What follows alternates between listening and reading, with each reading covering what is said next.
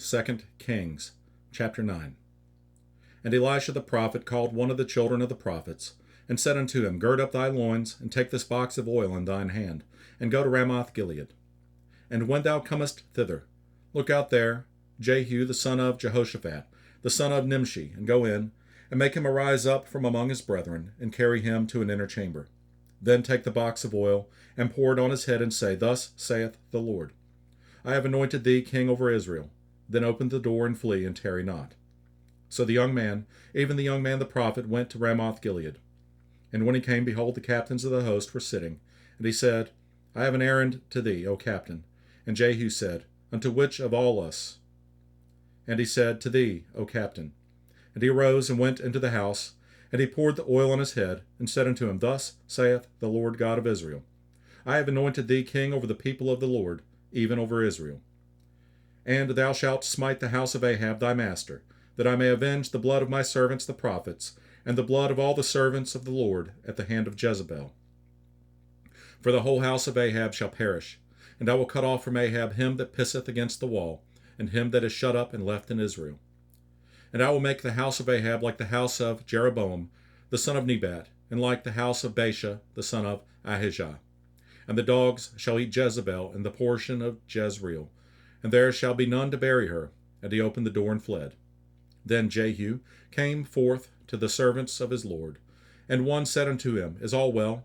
Wherefore came this mad fellow to thee? And he said unto them, Ye know the man and his communication. And they said, It is false, tell us now.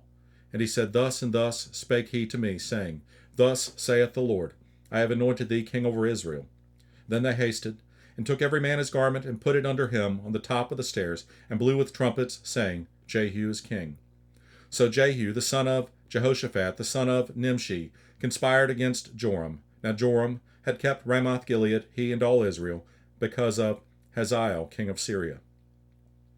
But King Joram was returned to be healed in Jezreel of the wounds which the Syrians had given him, when he fought with Ahaziah, king of Syria. And Jehu said, If it be your minds then, let none go forth, nor escape out of the city to go to tell it in Jezreel. So Jehu rode in a chariot and went to Jezreel, for Joram lay there, and Ahaziah, king of Judah, was come down to see Joram.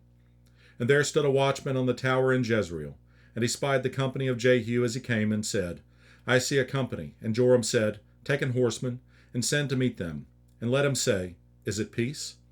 So there went one on horseback to meet him, and said, Thus saith the king, Is it peace? And Jehu said, What hast thou to do with peace? Turn thee behind me. And the watchman told, saying, The messenger came to them, but he cometh not again. Then he sent out a second on horseback, which came to them and said, Thus saith the king, Is it peace? And Jehu answered, What hast thou to do with peace? Turn thee behind me. And the watchman told, saying, He came even unto them, and cometh not again, and the driving is like the driving of Jehu the son of Nimshi, for he driveth furiously.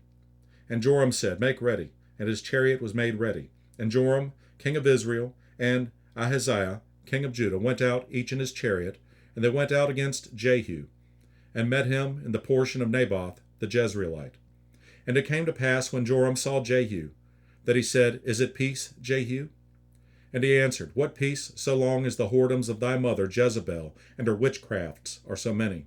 And Joram turned his hands and fled, and said to Ahaziah, There is treachery, O Ahaziah.